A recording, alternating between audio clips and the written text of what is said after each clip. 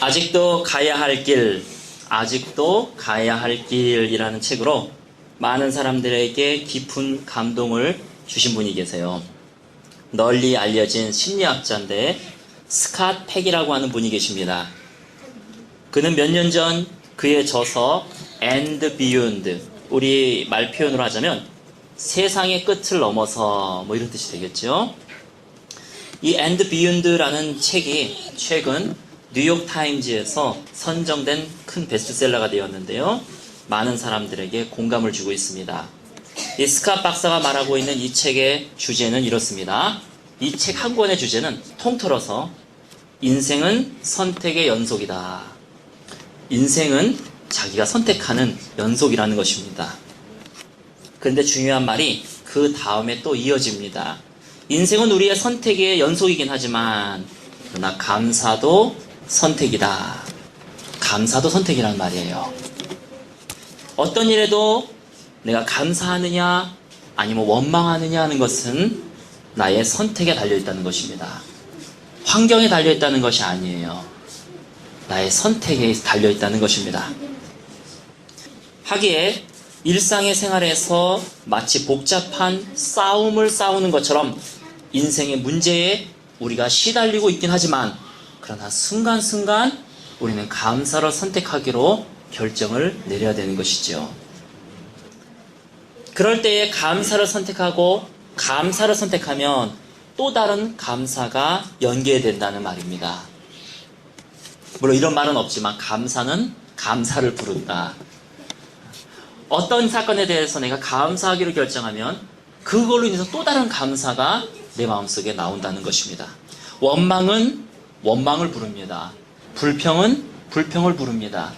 그렇기 때문에 내가 어떤 일에 대해서 왜 나는 안 되나 하고 원망하기 시작하면 안 되는 것만 쫙 리스트가 나오게 되어 있습니다. 이렇게 감사하는 삶을 살기 위해서는요, 생활의 관점을 바꿔라 라고 그 책은 얘기합니다. 세 가지로 얘기하는데 이제 그 책 안 읽으셔도 돼요. 첫째는 불행을 축복의 또 다른 모습이라고 생각하라. 불행을 축복의 또 다른 모습이라 생각하라. 그리고 초연하라. 그렇게 얘기하고 있어요. 불행도 축복이다. 또 다른 축복의 하나의 면이다. 이 불행을 통해서 내가 배울 수 있다는 것이죠. 둘째는요, 행운을 우연한 것으로 여기지 말아라. 우연하다고 여겼다가는 겸손해지지 않고 교만해진다는 것입니다. 누군가 분명히 수고했고 우연이라는 것은 이 세상에 없는 것이죠. 누군가는 기도했고 누군가는 수고했고 하나님이 우리에게 은혜를 베푸셨기 때문입니다. 그러므로 우연히 내가 잘됐다는 말은 없어요. 반대가 잘됐다는 것은 누군가 나를 기도해줬다는 것입니다. 그리고 하나님이 내 삶 속에 개입하셨다는 것이죠. 셋째로는요, 역경을 기회로 바꿔라. 역경을 기회다라고 생각할 때마다 그는 역경을 통해서 배우게 되고 이것을 통해서 자기가 극복할 수 있는 힘이 생긴다는 것입니다. 우리가 방금 읽었던 시편 34편에 우리가 1절만 읽었지만 그 앞에 써있는 구절이 있죠. 시편 34편 1절 사이에 써있는 구절, 다윗이 거기 써있죠? 같이 한번 읽어볼까요? 시작. 다윗이 아비멜렉 앞에서 미친 채 하다가 쫓겨나서 지은 시. 다윗이요, 골리앗 장군을 쳐서 이겼습니다. 그래서 그는 왕의 자리에 올라갈 수 있는, 물론 그는 기름 부음을 받았어요. 왕으로서. 그가 분명히 골리앗을 쳐 죽였기 때문에 그는 사울의 사위가 되었고 다음 순서는 자기가 왕이 될 수 있는 그러한 여건으로 들어갔습니다. 하나님이 자신에게 꿈을 보여주셨는데 그 꿈대로 이루어지는 것을 경험하게 되는 것이죠. 이제 조금 있으면 자기가 이제 왕궁으로 들어갔고 골리앗도 쳐서 이겼고 수많은 블레 사람들을 쳐서 이겼고 이제 사울의 딸까지 자기 아내를 취했으니 왕의 자리에 올라가는 것은 시간의 문제였을 것입니다. 그러나 그 순간에 사울로부터 그는 죽임을 모면하기 위해서 질투하는 사울이 창을 던지자 그가 피해서 도망을 가게 되는데 도망갈 데가 없는 거예요. 이곳저곳 도망 다니다가 결국은 최종적으로 선택한 곳이 블레셋입니다. 다윗이요 블레셋에 들어갔는데, 아니 왕궁에, 엊그저께까지 왕궁에 살던 다윗, 자기의 아내도 잃어버리고 자기의 집도 잃어버리고 알거지가 되어서 블레셋으로 들어갔습니다. 여러분이 지금 다윗이라고 한번 생각해 보십시오. 마음속에 지금 내가 뭐 하고 있는 건가? 이게 어찌된 일인가? 정말 하나님은 살아계신가? 왜 환경이 갑자기 이렇게 변하는가? 저 사울만 없었으면은 내가 어떻게 됐을 텐데, 저놈만 없으면은 내 인생이 필 텐데, 이런 생각을 했었을 것입니다. 근데 문제는 블레셋에 들어갔더니 블레셋 사람들이 난리가 났어요. 저 사람 분명히 골리앗을 죽인 다윗이라는 거예요. 우리 골리앗 장군을 죽인 저놈이 왜 여기 들어왔느냐? 저놈을 당장 잡아라! 그래서 다윗이요 살아남기 위해서, 목숨을 구걸하기 위해서 미친 척합니다. 개처럼 벌리고 연구없다 벌리고 침을 질질 흘려가면서 개처럼 기어다녔어요. 그러자 블레셋 사람들이 저 사람 골리앗 죽인 거 맞냐? 저 미친놈 아니냐? 저 개 같은 저놈 아니냐? 저 침이 질질 흘려다니는 저놈, 당장 저 미친놈을 끌어내라! 여러분, 살기 위해서 침을 질질 흘려가면서 연구 행동을 해보신 적이 있습니까? 장난이 아니라, 웃기기 위해서가 아니라 자기 목숨을 부지하기 위해서. 그 순간 다윗에게는요 엄청난 마음의 상처가 오게 될 것입니다. 어쨌든 그가 끌려 나갔어요. 질질 끌려 나갔어요. 그리고 두들겨 맞았어요. 그에게는 두 가지 무너지는 순간이 있어요.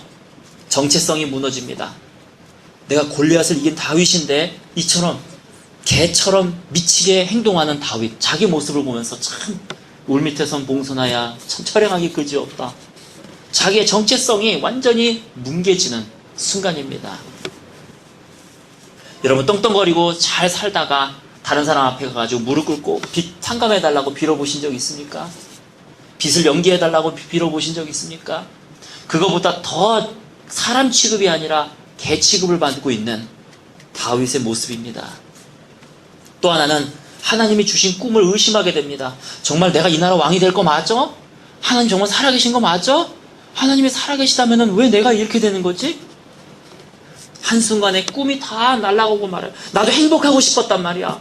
나도 내 인생에 있어서 꿈을 펼쳐보고 싶었단 말이야. 내 꿈이 왜 좌절돼야 되는 거야? 내 하나밖에 없는 인생, 나도 잘 살고 싶었다고. 나도 행복하고 싶었다고. 근데 내 꿈이 왜 이렇게 돼야 되는 거야? 저 사울 저놈 때문이야. 세 번째는요, 사람을 원망하게 됩니다. 사울 저놈 때문이야. 저놈만 없었으면은, 그놈만 없었으면. 또한 자기 자신을 원망하게 됩니다. 다윗은 선택할 수 있었어요. 다윗은 몇몇 사람들이 선택하는 것처럼 자살을 선택할 수도 있었어요. 하나님 없는 것 같아. 욥의 아내처럼 주님을 욕하고 죽어버려! 할 수 있었을 겁니다. 아니면 사울을 안가품하기 위해서 저놈을 죽여야 되겠다 했을는지도 모르겠습니다. 아니면 정신이 헷가닥 돌아가지고 난 개야. 난 개인 거 봐. 이게 내 모습이야. 네가 뭘 얼마나 잘났지. 그렇지, 이게 네 모습이야. 난 개야. 자기 자신을 자포자기하면서 자기 자신을 용서하지 못했을는지도 모르겠습니다. 그러나요, 다윗이 선택한 것은 이거였다는 것입니다. 우리가 방금 읽었던 것처럼 다윗이 아비멜렉 앞에서 미친 채 하다가 쫓겨나서 지은 시, 쫓겨난 다음에 다윗이 지은 시예요. 1절을 보세요. 내가 여호와를 항상 송축함이며, 내가 여호와를 항상 송축함이며 내 입술로 항상 주를 찬양하리이다. 주님, 나는 내 입술로 원망하지 않겠습니다. 내 입술로 복수하지 않겠습니다. 내 입술로 복수하지 않겠습니다. 주님, 나의 생각과 나의 감정은 따라오지 않습니다. 내 자신은 완전히 뭉개졌습니다. 주님, 그러나 내 생각과 내 감정과 내 환경을 떠나서 오늘 저녁에 내가 뭘 먹어야 될지도 모릅니다. 그러나 이것을 다 떠나서 내 입술로 항상 주를 찬양하리다. 왜 항상이라 그랬을까요? 왜 입술이라 그랬을까요? 내가 어느 때든지 간에 항상 내가 주를 찬양할 것이다. 내가 입술로 딴 거 하지 아니하고 주님을 찬양하는 데 쓸 것이다. 2절에 보십시오. 내 영혼이 여호와를 자랑하리니, 내가 여호와를 자랑할 것이다. 공고한 자들이 이를 듣고 기뻐하리로다. 3절에 나와 함께 여호와를 광대하시다 하며 사람들까지 막 뭐라 그러죠? 막 하는 컴온 하는 거예요. 사람들까지 나랑 함께 여호와를 광대하다라고 우리 찬양하자. 나 혼자 찬양하도 아깝다. 여러분도 다 찬양하자. 다른 사람을 부추기는 것이에요. 4절 내가 여호와께 간구하매 내게 응답하시고 내 모든 두려움에서 나를 건지셨도다. 내 모든 두려움에서 나를 건지셨도다. 내가 죽을 뻔했는데 그들이 주를 앙망하고 광채를 내었으니 그들의 얼굴은 부끄럽지 아니하리로다. 이 공고한 자가 부르짖음에 자기 자신을 얘기하는 거죠. 이 공고한 자가 부르짖음에 여호와께서 들으시고 그의 모든 환난에서 구원하셨도다. 여러분, 아마 다윗은 찬송하기 어려웠을 것입니다. 다윗의 마음속에는 온갖 갖가지 생각들, 의심들, 자기 절망들, 자기 자신에 대한 정죄들, 사람에 대한 복수심들, 5만 가지 생각들이 분명히 스쳐갔을 것입니다. 환경은요, 절대로 다윗에게 좋게 될 것이다라고 말하지 않아요.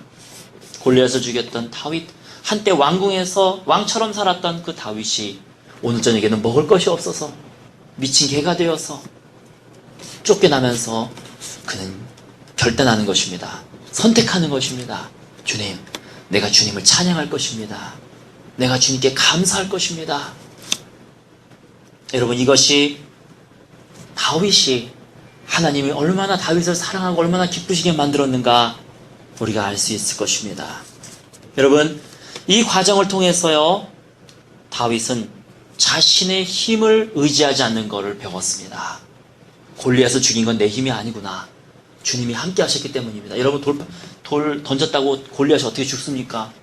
그 던졌을 때 그 돌에 하나님의 능력이 100배로 더해져서 다윗의 능력은 1, 하나님의 능력은 99.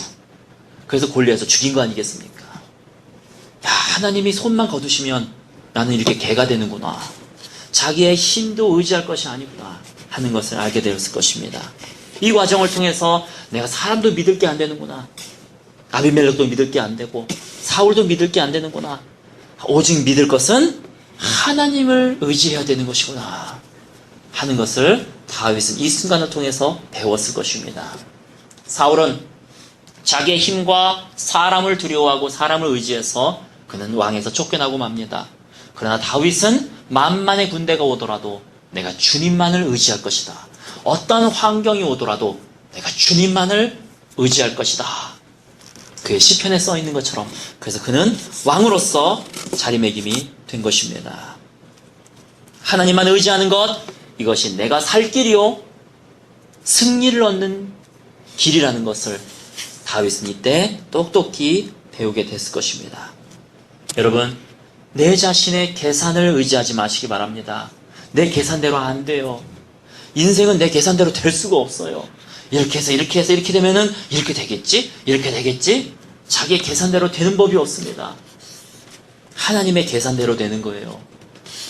내 경험을 의지하지 마십시오. 내 경험상 이렇게 됐다 해서 이렇게 되지 않아요.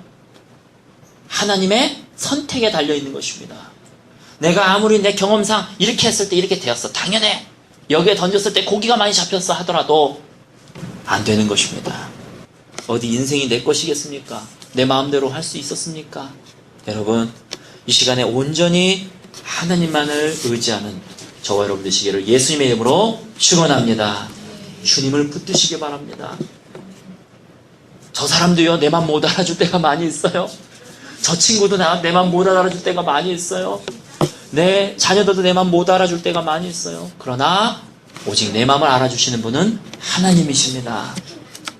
그 하나님만을 붙들고 오늘도 한 걸음 한 걸음 전진하시는 저와 여러분 되시기를 예수님의 이름으로 축원합니다. 다윗은 결국 얘기합니다. 이 공고한 자가 부르짖음에 여호와께서 들으셨도다. 진짜로 하나님은 살아계신다는 것이에요. 그래서 내 기도소리를 들어주신다는 것이에요. 공고한 자가 부르짖으면 하나님은 그 공고한 자의 기도를 들어주신다는 것이에요. 여호와의 천사가 주를 경외하는 자를 둘러 진친다는 것이에요. 내가 주님을 붙들고 있는 이상 주님께서 천사들을 보내주셔서 나를 지켜주신다는 것입니다. 8절, 9절, 10절을 보면요. 우리 한 목소리로 같이 읽겠습니다. 8절, 9절, 10절. 시작. 너희는 여호와의 선하심을 맛보아 알지어다. 그에게 피하는 자는 복이 있도다. 너희의 성도들아 여호와를 경외하라. 그를 경외하는 자에게는 부족함이 없도다. 젊은 사자는 궁핍하여 줄일지라도 여호와를 찾는 자는 모든 좋은 것에 부족함이 없으리로다. 아멘. 어느 간증을 들은 적이 있습니다. 어느 가족이 아이가 먹을 우유가 다 떨어져가지고 이제 남은 우유까지 다 떨어져서 아이가 이제 굶게 되었을 때에 그들이 뭘 선택했냐면은 그들이 찬양을 선택했죠. 주님께 예배를 선택했습니다. 지금 이 시점이 바로 예배를 드려야 될 때다. 모든 먹을 것이 다 떨어지고 모든 산 소망이 다 끊어졌을 때 바로 이때가 주님께 찬양해야 될 때다. 그리고 사람들이 그 순간에 주님을 찬양하기 시작했습니다. 그러자 하나님께서 역사하셨어요. 하나님께서 마음에 흡족해 하셨어요. 저는 그 결과에 상관없이 이렇게 가장 내가 어려웠고 가장 힘들 때에 주님을 찬양했다는 그것이 얼마나 하나님이 기뻐하실 일일까? 얼마나 하나님이 흡족해 하셨을까? 저는 개인적으로 거기에서 오히려 더 은혜를 많이 받았어요. 거기에서. 물론 결과도 은혜롭습니다. 그 다음날 됐더니 우유가 어디서 하나가 집 그 사이에 딱 우유를 누가 놓고 갔어요. 나중에 알고 봤더니 그 지역에 어떤 목사님이 하나님이 음성을 듣고 그분이 아침에 우유를 배달하는 아르바이트를 하고 계셨는데 하나님의 음성을 듣고 저 집에다가 우유를 갖다 놓아라 하는 음성을 듣고 갖다 놓으셨다고 하는 간증을 들어본 적이 있습니다. 여러분, 내가 내 삶에 있어서 가장 밑바닥이라고 생각할 때에 제일 먼저 찬양을 선택하시기 바랍니다. 주님 앞에 찬양함으로 주님을 신뢰하는 모습으로 주님께 나아가시기 바랍니다. 하나님께서 모든 환경을 뒤바꿔 주시고 주님으로부터는 은혜들, 호의들이 여러분에게 임하게 될 것입니다. 그러므로 주님을 붙드는 저 여러분 되시기를 예수님의 이름으로 축원합니다. 찬양은 영적 전쟁입니다. 찬양할 때에 영적인 세계들이 확 뒤바뀝니다. 여호사밧 왕이 찬양할 때에 세 나라가 멸망하고 서로 싸우고 죽였습니다. 여리고성 돌고 고함을 지렀을 때에 여리고성이 무너졌습니다. 찬양은 단순하게 내 마음의 표현뿐만 아니라 영적 전쟁인 것입니다. 그러므로 찬양을 부름으로써 영적인 분위기를 확 바꿔놓으시고 그러므로 인해서 주님 앞에 주님을 신뢰하고 붙들고 나가시는 저 여러분 되시기를 예수님의 이름으로 축원합니다.